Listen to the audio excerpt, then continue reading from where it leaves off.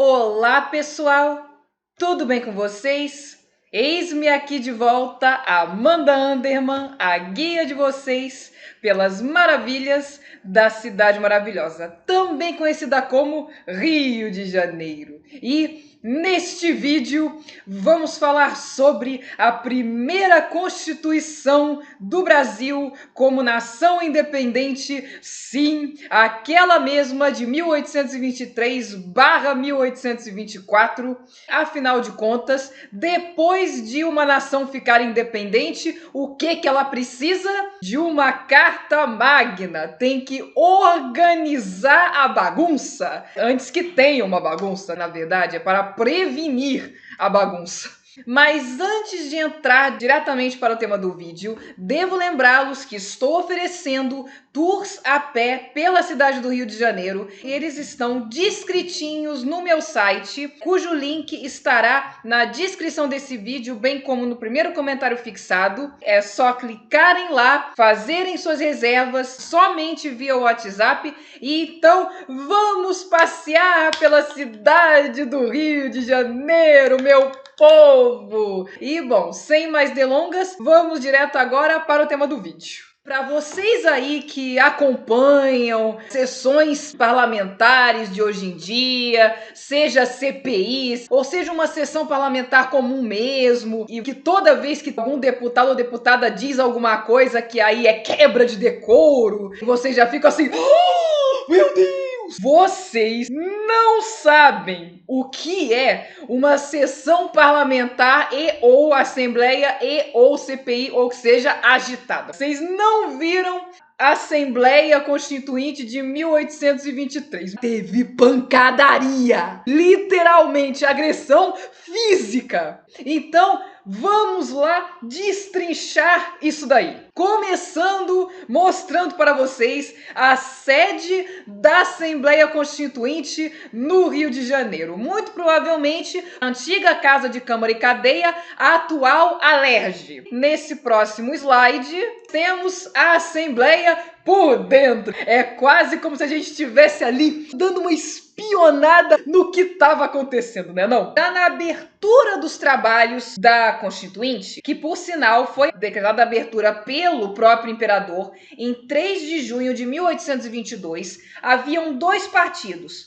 O Partido Brasileiro, que era majoritário e defensor de uma monarquia constitucional, sendo que limitando os poderes do imperador ao máximo. Já o outro partido era o Partido Português, ora pois, que era a favor da reunificação com Portugal, especialmente porque a essa altura em Portugal já havia tido a restauração do absolutismo feito por Dom João VI. Então eles estavam aí querendo que voltasse a unir o Brasil e Portugal. Portugueses, queria saber de uma coisa de você, qual foi com essa? Porque basicamente, é retornar à condição de colônia ou no máximo de Reino Unido. O que deu em vocês, meu Deus? Além disso, os constituintes, na sua grande maioria, eram inexperientes em assuntos legislativos, excetuando-se aqueles que haviam participado lá em Portugal das cortes portuguesas. E houve discussão e bate-boca, minha gente, em relação a tudo. Até mesmo com relação se o imperador devia ou não usar a coroa sobre sua cabeça no recinto da Assembleia, e votou-se que não. E lá pelas tantas, então, nas primeiras reuniões da Assembleia, Dom Pedro declarou que jurava defender com a espada. Era meio dramático. Vou defender com a espada a pátria, a nação e a Constituição, se ela for digna do Brasil Até tudo bem? e de mim. Pra que apaziguar as coisas se a gente pode botar lenha na fogueira? Em meio a tantas divergências, ocorreu inclusive o espancamento, tá aí a primeira pancadaria dos trabalhos, do jornalista Luiz Augusto Maia, que era relator do Malagueta, que era um jornal que fazia muitas críticas aos Andradas. Lembram-se do vídeo que eu fiz antes desse, que eu falei do José Bonifácio Andrade Silva? Então, a ele e aos irmãos dele. Inclusive, na época,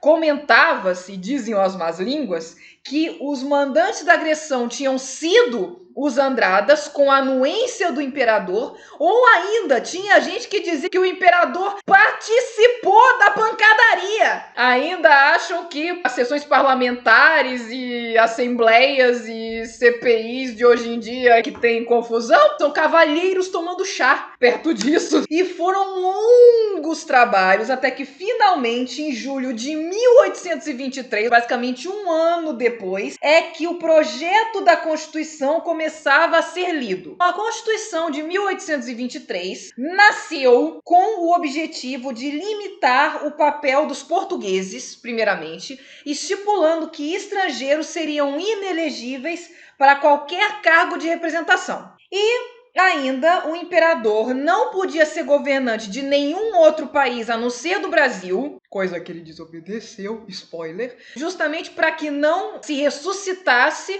o Reino Unido de Portugal e Algarve. O voto era censitário e indireto. Mas Amanda, que danado que é isso? O que é censitário? O que é indireto? Ai, me explica aí. Começando pelo voto indireto. A população elege um conselho para que este conselho escolha o governante ou os representantes.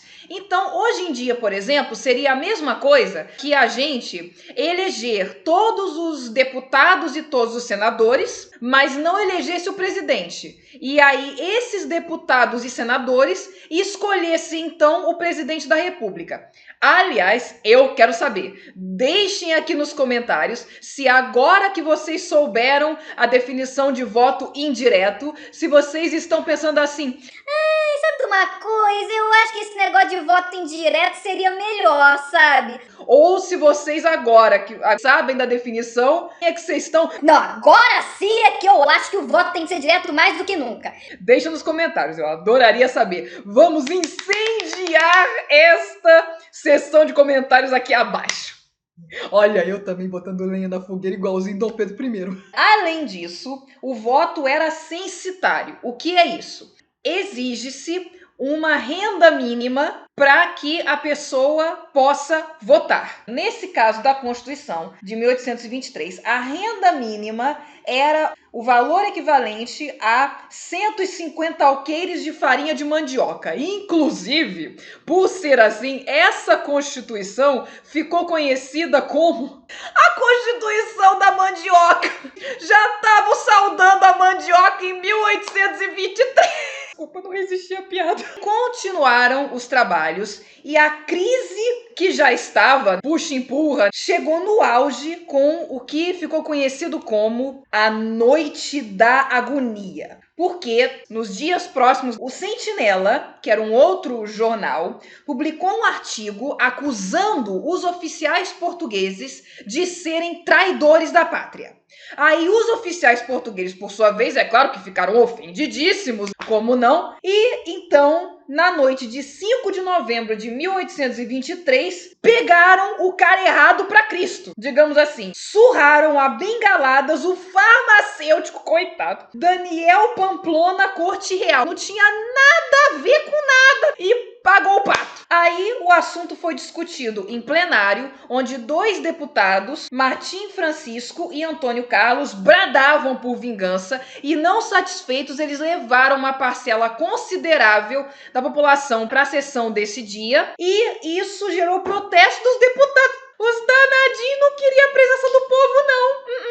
Queria ficar lá só discutindo entre eles. Assim é mole, né? Ficou aquele arranca-rabo. E os debates foram bruscamente interrompidos pela entrada do brigadeiro José Manuel de Moraes, portando um decreto assinado pelo imperador que dizia o seguinte: havendo eu convocado, como tinha direito de convocar, a Assembleia Geral no ano próximo passado, hei por bem, como imperador e defensor perpétuo do Brasil, dissolver a mesma Assembleia e convocar uma outra, a qual deverá trabalhar sobre o projeto de Constituição que eu hei de, em breve, apresentar, que será duplamente mais liberal do que a extinta Assembleia acaba de fazer.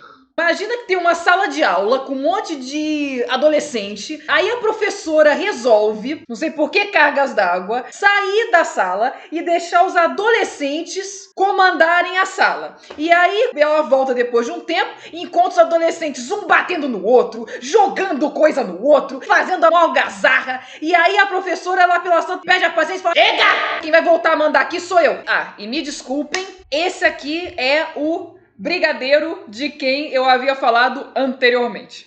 Me empolguei. Com isso, Dom Pedro I, este moçoilo aqui, convocou um Conselho de Estado para redigir um novo projeto de Constituição, basicamente o projeto de Constituição que ele queria. Só faltou ele ditar o que ia ter no projeto e eles só escreverem. A bem da verdade foi basicamente isso. Em 25 de março de 1824, em cerimônia solene realizada no Teatro São João, atual Teatro João Caetano, do qual, por sinal, eu falei bastante já no vídeo Aculturando no Rio, que eu vou deixar também os cards aqui em cima, para aqueles que ainda não viram e queiram ver, apresentou, ou melhor, outorgou a nova Constituição de 1824 ao Império do Brasil. Ela estabelecia um governo monárquico, hereditário, constitucional e representativo, colocava como cidadãos brasileiros todos aqueles nascidos no Brasil, inclusive os filhos de escravos, livres ou libertos, escravos não, e incluía como cidadãos aqueles nascidos em Portugal ou em suas possessões que residissem já no Brasil na época em que se proclamou a independência e que tivessem aderido a ela. Vamos combinar, né, gente? É razoável. Porque imagina você ser cidadão de um país e não ser a favor que esse país seja independente. Além disso, as eleições continuavam sendo indiretas e censitárias para a Câmara dos Deputados e o mandato dos deputados era mesmo de 4 anos. Igual hoje em dia, olha só! E ainda, talvez a característica mais marcante foi a instituição de um quarto poder, que era o poder moderador e que seria ocupado exclusivamente pelo imperador e estaria, na prática, acima dos outros 3 poderes, do executivo, do legislativo e do judiciário. Por exemplo, o poder moderador podia convocar ou dissolver a Câmara dos Deputados, a bel prazer dele, podia aprovar ou não as decisões da Assembleia Geral, ele podia nomear e suspender magistrados do Poder Judiciário e nomear membros vitalícios do Conselho de Estado como presidente de província. Hoje em dia, governador de estado. Naquela época, gente, para quem não sabe, os estados eram chamados de províncias. As províncias brasileiras se apresentam. Vocês devem imaginar que com isso a popularidade de Dom Pedro I não estava nada